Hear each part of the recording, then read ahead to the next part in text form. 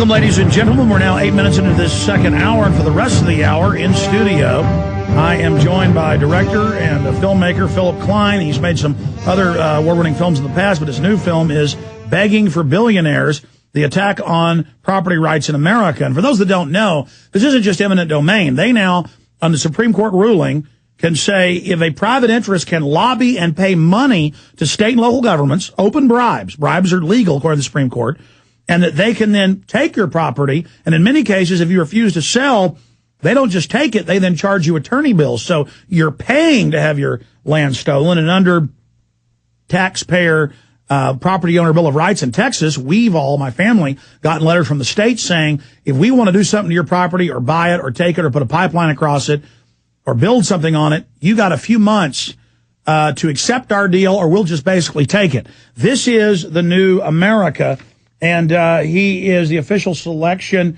for quite a few big film festivals, Minneapolis, St. Paul, Best of the Festival, International Film Festival, official selection, Texan Dance Film Festival, selected for the New Braunfels Big Film Festival to be their main film coming up in a few days.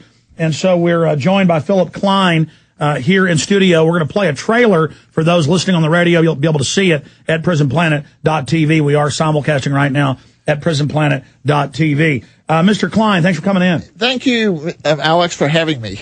It's good to have you here. So tell the listeners a little bit about how you made this film, why you got involved, and about the film itself. Well, I got involved with this film because a good friend of mine was losing his property for the second time. I mean, he's gone through about 40 years of threats of eminent domain, and this one was real. And I decided, being a filmmaker, to document his process and his struggle trying to keep his property. We also had 5 other families, both in Sugar Creek and St. Louis, Arnold, Missouri, and another couple areas.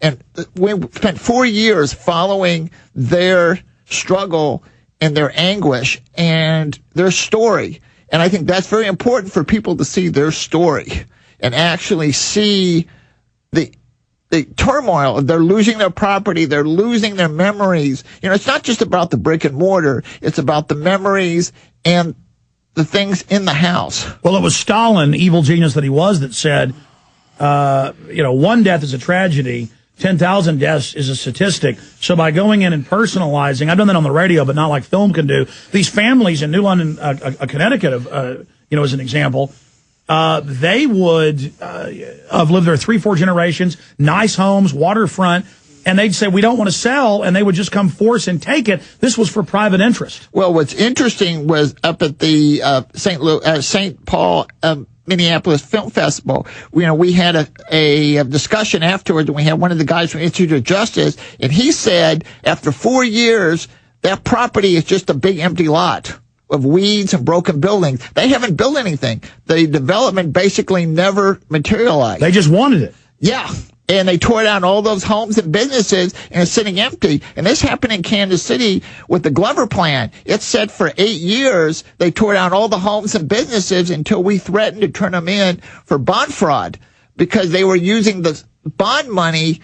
And I haven't seen your film yet, but I know it's gotten rave reviews. I've been so busy. It just came in a few days ago. But we interviewed Gore Seafood down in Texas there since World War II, $15 million profit a year. And the heir to Mobil wanted it for a yacht parking lot and was trying to take it last time I talked to him. I mean, this is crazy. Yeah, it's crazy. What's interesting about the documentary is we went in and we exposed the collusion between the developers and the politicians and their little backroom deals and all. And basically what it is the politicians developers would come to the politicians and saying, we want a certain block or 10 blocks or whatever it is, which they've cruised around neighborhoods, especially where they're really targeting is low-income areas. Because they can't fight back. Yeah. Minority areas. But they've kind of run through a lot of those snacks, though. They're even going after wealthy people now. Yeah.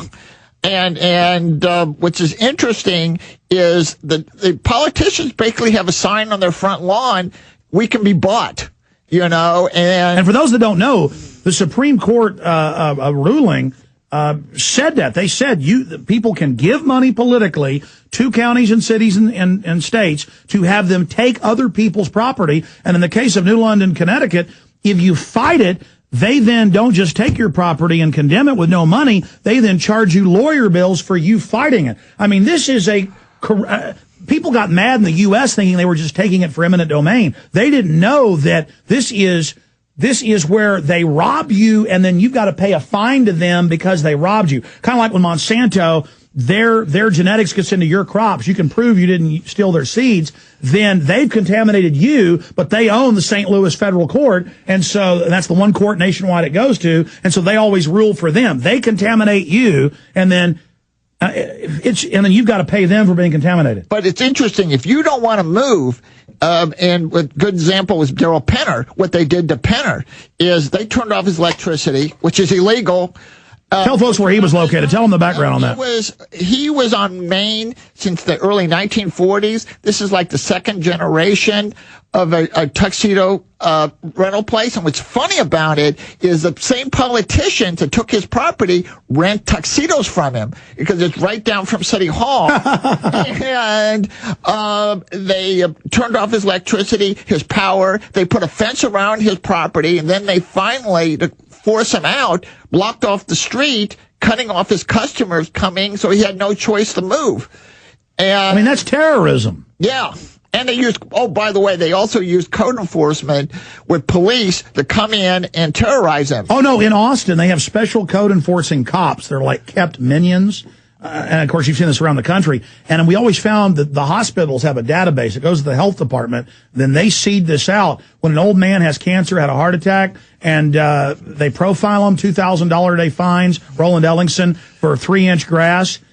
And the neighbors next door could have 4-inch grass. They didn't care. The cops would come and fine him. And then if he smarted off, they would arrest him. I mean, how do they get... That is so evil. It's interesting that you brought that up, because in the documentary, we went around to all these politicians. A tool that they use is called blight.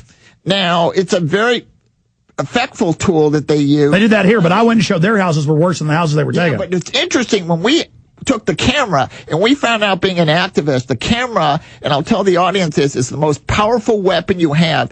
The politicians can't stand it. It's like a cross to a vampire. Yeah. So we went in and interviewed these politicians, and not one of us could tell us what the definition of blight was. They gave us these half-truth, half-question explanations. They never let you pin them down. Yeah, exactly. They couldn't pin them down to what blight really meant. And this is a tool they use. It could be a gutter off, newspapers on your driveway, your grass too high, or maybe some... I have seen them saying 2 planters in an old lady's backyard that had no plants in them. Just having that was blight. Wow. I've seen an old doghouse be blight. I've seen a creek 20 yards off the property line blocked up with brush. That's blight. And that was my grandparents. They said, we're going to give you $2,000 a day fines in Austin till you clean that out. And my grandpa wasn't the type to not think to call people to come do it or to say, no, I don't own that property. He went back there, did it, had a heart attack, and then that later killed him. But, so Austin, pretty much killed my grandfather. I mean, they're really nice people. The government's great people, yeah. Well, it's interesting, that what happened in Sugar Creek is another example. They basically forced all the people out in this whole block except this one woman, Penelope Marsh. And what happened was she stayed and they harassed her. And interesting, she tells a story in the documentary that the guy, head of the redevelopment agency, lived right across the street, was getting a wine tasting business in this new shopping center. And he was the one pushing it. I mean, well, that's what you find in Austin. They fund malls that are government paid for, and then the city council people's wives get free shops. I mean, it's just crime syndicate. Yeah, and the funny part is you go to the feds, you go to the law enforcement, they just laugh at you.